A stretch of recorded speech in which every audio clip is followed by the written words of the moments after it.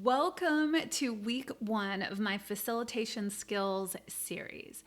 This week is all about how utilizing children's stories can really be a fun and uplifting way to bring some levity and some universal themes into your sessions.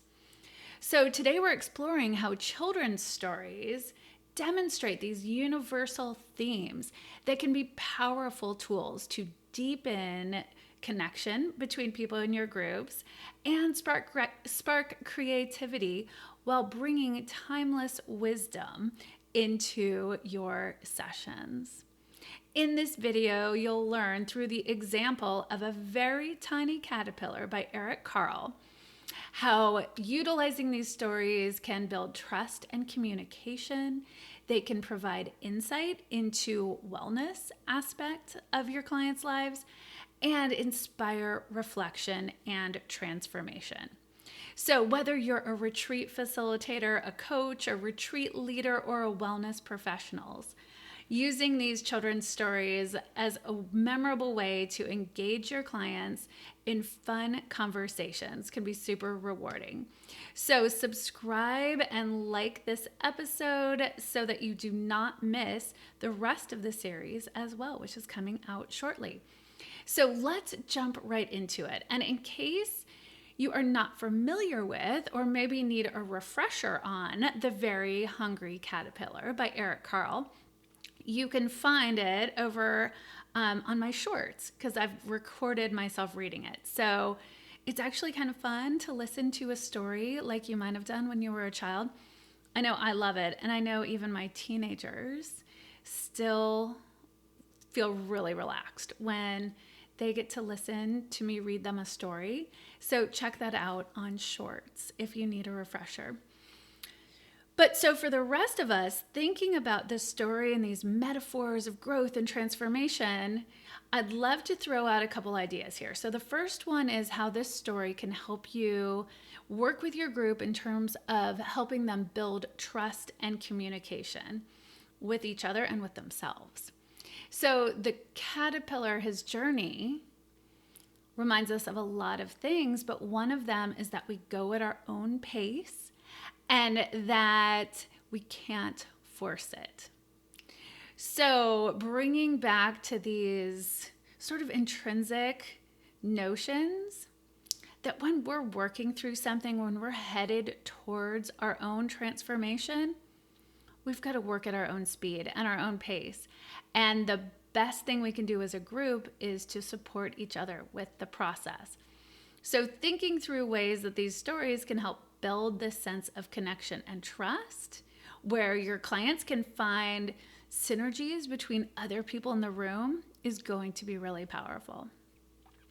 The second spot here is around the wellness aspect of things. So this story in particular leads itself really well to conversations about what nourishes us. Now, if you're a health coach, you might be offering content around actually coaching healthy habits, nutrition, dietetics, etc.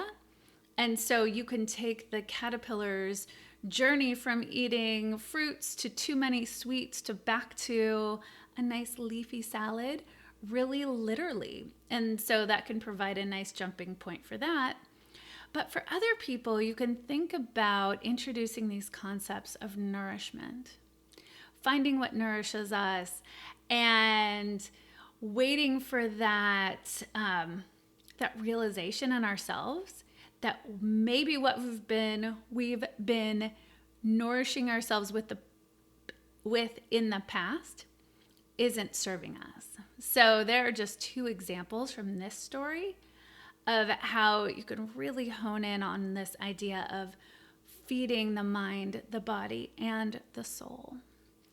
And then lastly is this idea of transformation. And again, in this story, it's literal.